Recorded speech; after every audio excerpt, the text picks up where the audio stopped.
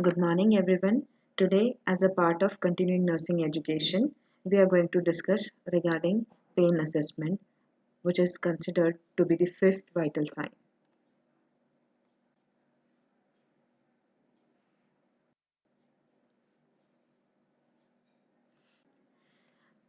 Pain is an unpleasant sensory and emotional experience which is associated with actual or potential tissue damage, or it is described in terms of such damage. जब भी आपका patient pen के बारे में complain करता है, ये एक इंडिकेशन है कि उसके बॉडी टिश्यूज या तो बहुत स्ट्रेन्ड हो रहे हैं या फिर फिजिकली या केमिकली ट्रोमेटाइज्ड हो रहे हैं। अगर इसको हम सही समय में असेस कर रहे तो फ्यूचर डैमेज हम प्रिवेंट कर सकते हैं।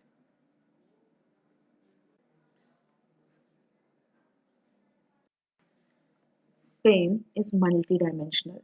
Therefore, its assessment also should include multiple dimensions such as pain intensity, its location, duration of pain, description of the pain, the impact of pain on activity, and the factors which may influence person's pain perception and aggravating and elevating factor that can also be labeled as biopsychosocial parameters or phenomena which can influence the pain perception of the patient.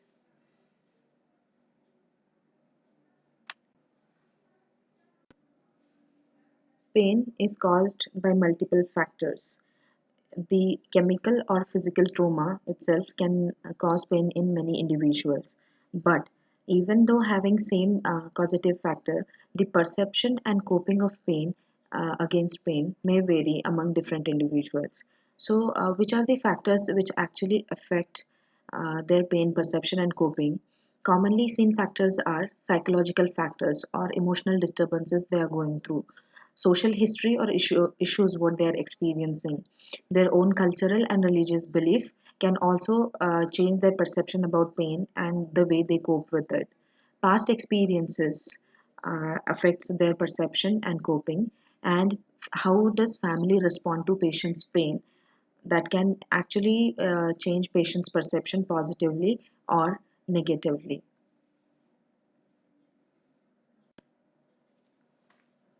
Pain can be classified based on duration, location, intensity, and its etiology. The classification based on duration is acute pain, chronic pain. Based on location, it can be said as example headache, abdominal pain, etc. Based on intensity, it can be classified as mild pain, moderate pain, severe pain. And based on etiology, we can label it as nociceptive pain, neuropathic pain, inflammatory pain, and functional pain. We'll see each one in detail in upcoming slides. Based on duration, pain can be classified into acute and chronic. Acute pain usually is short duration, not exceeding more than 6 months. Its quality is sharp in nature and it resolves with tissue healing. Whereas chronic pain is longer than 6 months and it is constant in nature and recurring with a mild to severe intensity.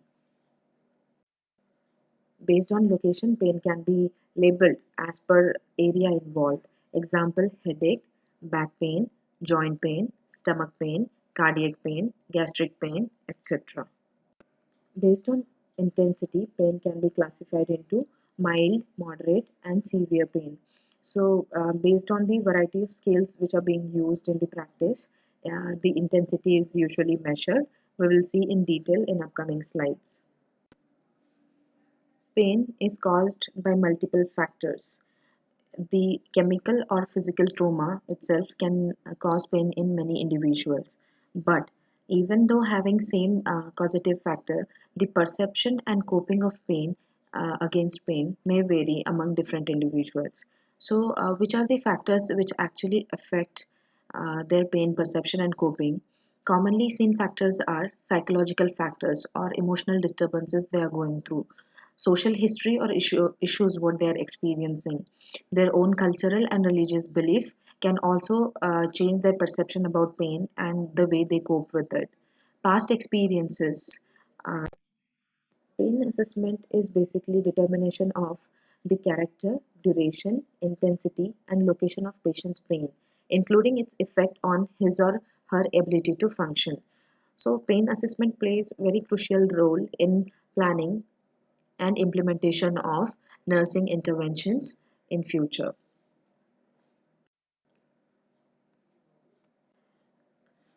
Pain assessment is very crucial if pain management is to be effective. And nurses, as they're spending 24 hours with the patient and their family, it is easy for nurses to be vigilant and record the characteristics or determinants of pain in the hospital setup.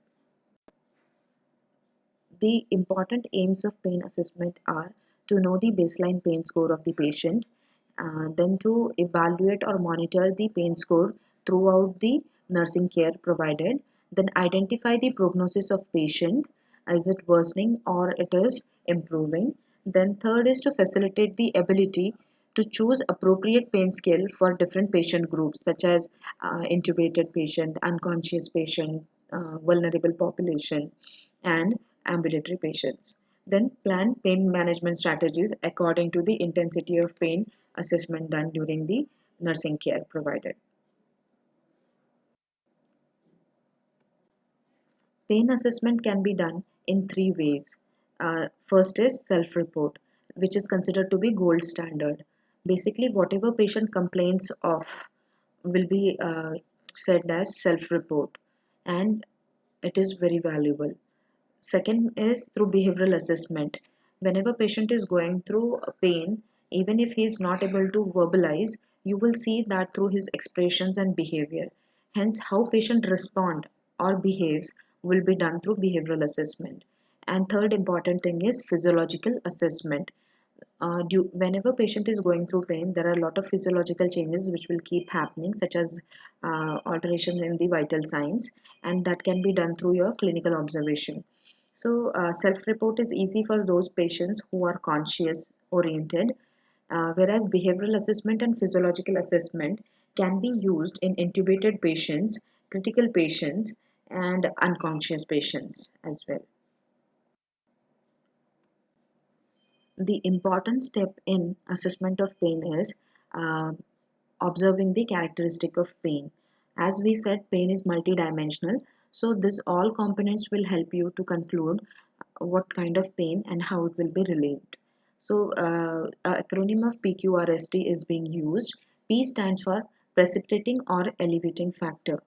What causes the pain? What aggravated it? Has medication or treatment worked in the past? Q stands for quality of pain. Ask the patient to describe the pain using words like sharp, dull, stabbing, burning, etc. R stands for radiation. Does pain exist in one location or radiate to other areas? Example, the cardiac pain. S stands for severity. Have patient used a descriptive, numeric, or visual scale to rate the severity of pain? Example, 0 on 0 to 10 scale when we ask patient to rate the pain intensity. Then T stands for timing. Is the pain constant or intermittent? When did it begin?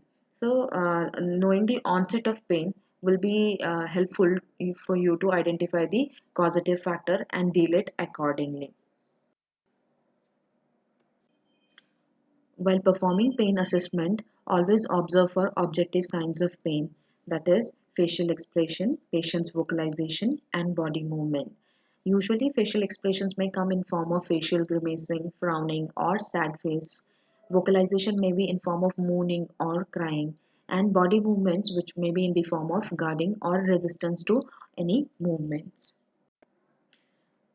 Various pain scales are being used for measuring the intensity of pain. Pain is very subjective feeling which is expressed by the patient, but it can be quantified by using this pain scale. Pain is considered to be fifth vital sign because it indicates a lot of physiological and physical changes which are happening in the patient's body.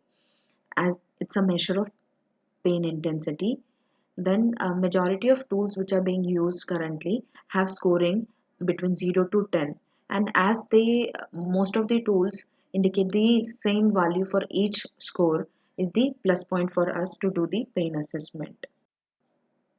The common purposes for pain assessment are to measure patient's pain intensity, to assist with better assessment of pain and patient screening, to determine the severity, type, and duration of pain, to make an accurate diagnosis and causes of pain, to determine a treatment plan and evaluate effectiveness of the treatment.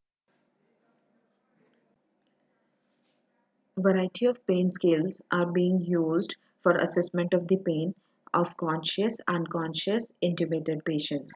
The commonly used pain scales are visual analog scale, graphic rating scale, numeric rating scale, Wong-Baker face pain scale, and FLACC. These are commonly used. Whereas some tools can also be used in intubated and critical patients, such as behavioral pain scale, critical care pain observation tool, and nonverbal pain scales. So we are going to see each one by one.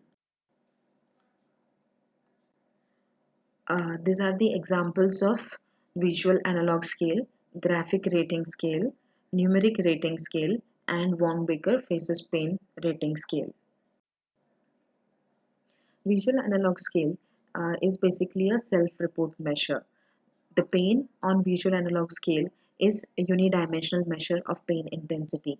The pain on visual analog scale is a continuous scale which is comprised of horizontal or vertical line, usually of 10 centimeters in length, and anchored by two verbal descriptors, one for each symptom extreme. Example, one extreme is no pain and the other extreme is pain as bad as it could be possible. So we ask person to rate between no pain to severe pain. So and then the value will be given based on the location of the pain mentioned by the patient. Numeric rating scale is also a self-report scale and quite similar to that of the visual analog scale what we have described, but it has got numbers in between the extremes mentioned. So like 0 was for no pain and 10 was for severe pain. So patient has to choose the number on the scale to identify what pain he is going through. So that tells you the intensity. The numeric rating pain scale for usually used for age group of 9 years and above, and it allows the healthcare provider to rate pain as mild, moderate, or severe, which can indicate potential disability level. Score 0 indicates no pain, while 10 represents the most intense pain as possible. Next scale, which is very commonly used, it's a fusion of your numeric scale as well as the facial analog scale. So in the numeric rating, it will say 0 for no pain, 10 for worst, and the facial expression also will represent accordingly. So the happy face indicates no pain and crying face indicates severe pain. So and in between will be mild to moderate range. Wong-Baker Faces Pain Scale was developed by Donna Wong and Connie Baker. It combines pictures and numbers to allow pain to be rated by the user. It can be used in children over the age of 3 years and in adults as well. The faces ranges from a smiling face to a sad, crying face. The numerical rating is assigned to each face, of which there are 6 total. Next scale is FLACC. This acronym FLACC stands for Face, Legs, Activity, Cry, and Consolability. Each score is being labeled from 0 to 2. Example, for face, if we see 0 score is given if there is no particular expression or smile, whereas 1 score is given if there is occasional grimacing, frowning, withdrawn, or disinterested behavior is noticed, and 2 for frequent to constant frown, clenching of the jaw, and quivering of the chin. Similarly, for leg, activity, cry, and consolability, the scores are being given. You can pause the video and just have a glance at how the scorings will be done considering these 5 domains. Next scale, which is used, called as behavioral pain assessment scale. This is commonly used for intubated patient. It has got 3 components in it: facial expression, upper limb movement, and compliance with the mechanical ventilation. So here in facial expression, there are 4 parts. If patient's face is relaxed, you give score 1. Partially tightened, you give +2. Fully tightened, you give score +3. And grimacing, if it is present, score is +4. Upper limb movement, if there is no movement, score is 1. If partially bent, +2. Fully bent with finger flexion, score is 3. And permanently retracted, score is 4. Compliance with mechanical ventilation, for that, if patient is tolerating movement, score is 1. Patient is coughing but tolerating ventilation most of the time, score is 2. If patient is fighting with the ventilator, score is 3. And unable to control the ventilation is score 4. So this behavioral pain scale should be used at rest and during noxious stimuli such as endotracheal suctioning, turning, and mobilization. So lower the score indicates less intensity and higher the score indicates severe intensity of the pain. Next tool is critical care pain assessment observation tool, that is CPOT. It has got 4 components in it. Uh, First thing, we'll have to see whether patient is intubated or not. His facial expression ranges from 0 to 2, 0 for relax and 2 for grimacing. Body movements, no movement 0, restlessness 2. And muscle tension, if relaxed 0 and very tense 2. So lower the score, less is the intensity, higher the score, severe is the intensity of pain. And this is commonly used for assessment of the critically ill patient. Next tool is non-verbal pain assessment scale for non-verbal patients. So basically it involves the physiological indicator monitoring.